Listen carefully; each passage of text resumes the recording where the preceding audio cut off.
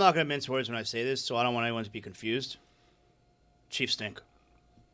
That team stinks. The offense, certainly. Well, they constipated stink. offense. It was tough to watch. That first half was tough to watch. You mentioned Jordan Davis, though. That's a pretty firm 336 pounds. You would agree, right? We all love seeing a big man run down the field, but usually we like it to jiggle more than that. We don't like if that were running at you or towards you or even chasing you. That had more musculature on it than I'm used to seeing on a 336-pound person. He wasn't like that. Seemed relatively as fit as 336 pounds can be, and I would say that that's about as good a feeling as you can have in that sport, both blocking the kick and then returning it 50 yards in your home stadium with the ball when you're never supposed to have the ball at that side. I'm picturing the coaches being like, "Get down! Get down!" Yes, but the reason I will not say that was the best feeling you can have is because Isaiah Rodgers exists on the Minnesota Vikings. And so he has an 80-yard interception return. He has a 69-yard touchdown fumble caused, and he recovered it, and he ran the 69 yards with it, and he caused another fumble in that game. And I told you that even though the Bengals were 2-0, that their season is over. And I also told you, Greg, that you got inflated on the Atlanta Falcons just because they won at Minnesota when Minnesota had a quarterback who doesn't know how to play football yet in the pros, and they replaced him with Carson Wentz, and then all of a sudden they put up 40 points because Isaiah Rodgers exists. Yeah, and now Wentz has the start until otherwise notified.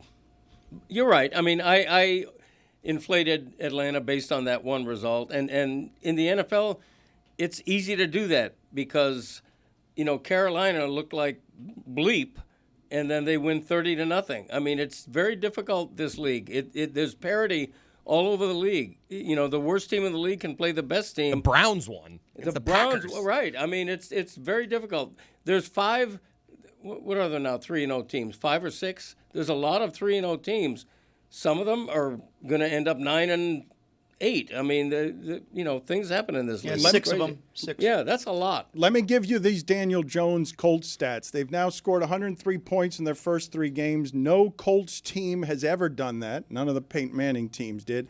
The 2025 Colts and 2007 Patriots.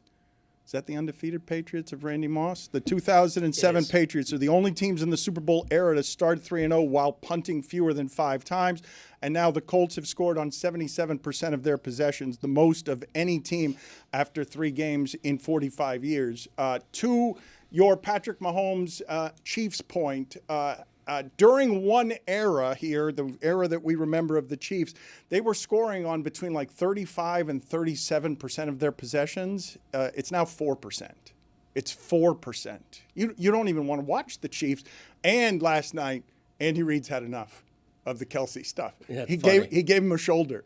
Like that was the rare incident where the coach goes looking for the physical contact and the tight end didn't want any of it. Like I saw the headlines that said Kelce involved in another kerfuffle, and I'm like, man, Kelce didn't want any parts of Andy Reid. Andy Reid went looking for the physical contact. They have done there. that a bunch. They've gone at each other. This is like at least the 3rd time I've seen them go at each other on the sideline like that. This is the first time I've seen Andy Reid initiate physical contact. Well, yeah, because Travis Kelce is a non-factor now. Like Travis Kelce can't fight back when you don't do anything every single game. Andy Reid's he's tired of him. Hey, you suck now. Do something. Travis Kelce's turned into an average tight end, which is one of the many not even average. One of the many offensive problems they have. That the Chiefs have turned into the Gators of the NFL. And the thing that I loved about the Travis Kelce Reid thing is that, man, we love the heated exchange on the sideline. As soon as that happened, and you see it on TV, I'm like, okay, we're going to be talking about that tomorrow. That's in all the headlines. We're going to make a big deal out of this because we do that. Kind of like when you get mad around here. We love it. Look, it's a violent game. There's a dozen heated exchanges on a sideline every game that aren't televised, that we don't see. It's a violent game. Things happen. But We love the heated exchange. It's rare, though, that the coach goes looking for the contact. And if Kelce had done that to Reid, it would have been a bigger deal. I want to ask the It's honestly inappropriate. A person in a position of power going and causing physical altercations with his subservience is something that the league should look into. Well, they should take it up with HR for sure. That's the Chiefs for sure. should take it to Human Resources. Yeah. When does though a argument rise to the level officially of heated? What needs to happen for it to be an exchange that is heated? Like the minimum. The minimum. I think one bump, any bump, is heated. I think the heated exchange needs to result in something happening on the field. In other words, if Tyreek Hill and Mike McDaniel are going at it, and then later in that game, Tyreek Hill refuses to re-enter the game even though he's not hurt, then I think that exchange that may have led to that is newsworthy. When the finger makes an appearance, when there's a point. This is the way you play the game, Greg. I don't know what you're doing. The semantics of heated, Dad. I don't know what you just did there. That he was looking for the minimum bar for entry on heated, and you gave us Tyreek Hill not coming into a game. Yeah, because that after a heated exchange, that's when it becomes newsworthy. If you're sitting and then you're forced to stand up and argue, that's when it becomes. I don't think my dad knows how we're playing this game. Yeah, Greg, do you understand? They're playing fantasy land. understand. You're giving real life examples that are helpful. I answered it the way I answered it. Yeah. Yes, you did, Greg. That's not up You for said what dispute. you said. Yes, Yeah, it's true. right. You did answer it the way that you Can't answered argue with it. There's no arguing with it. Thank you. Can we argue with the way that your father pronounces Malachi? Here we go. Malachi. Here we go. Malachi. Okay, that's 2. I'm going to keep track. Give me that pen. I'm going to keep track of how many times during the show that airs. Okay, Malachi 3 so far. Okay. To be fair, The over-under is 7.5 on DraftKings. It would be best to use tallies, I think, for this one, Greg. You're going to have to keep scratching out the numbers. Yeah, you're right. I'm like a prisoner. I'm writing off the days.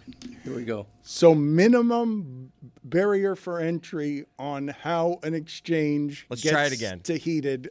Roy offered a good example. If someone goes from sitting down to standing up, we're coming dangerously close to heated. Zaslow is right when he's saying if there's a finger being wagged or pointed. Okay.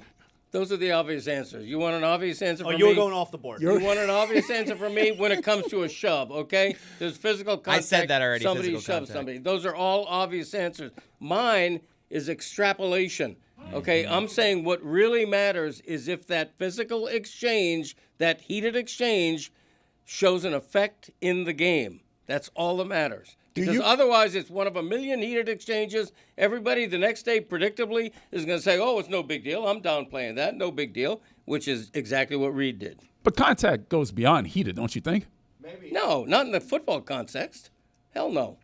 You don't think? Well, we've gone when there's contact, you've gone from heated to assault. You're in the region of assault. Like we were looking for just heated, just something that's getting hot. Well, Andy took it to assault, not Greg. Like, Andy's the one that made contact. Agreed. And by the way, I think the question that we're not asking that we all should be asking is, how's this going to impact the relationship between Taylor Swift and Travis Kelce? Because if we remember correctly, Taylor Swift's family has known Andy Reid for some time, much longer than she has known Travis Kelce. Her father used to know Andy Reid. So now we have a situation where family friends are beefing with fiancés.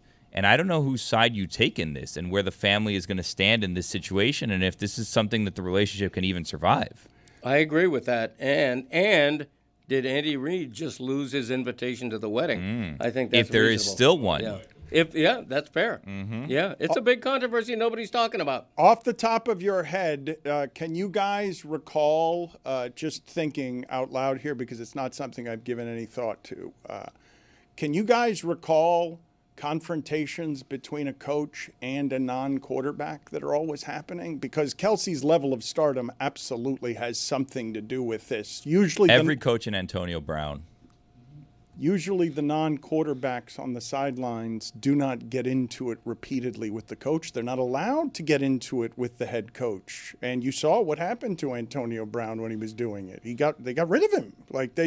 You cannot keep having those with the coach, but you certainly can't keep having those with the coach if you're a non-quarterback and you're not producing, because Kelce's old now. There are a lot of miles on that body. It didn't even make sense that Kelce was putting up the numbers that he was the last couple of years with the amount of mileage on that body. But generally speaking, a coach, especially a Super Bowl winning coach, you're not allowed to get in those kinds of arguments with him if you're not Tom Brady. Yeah, you have to be a player of stature. There's no question about that. You're never going to see the second team guard.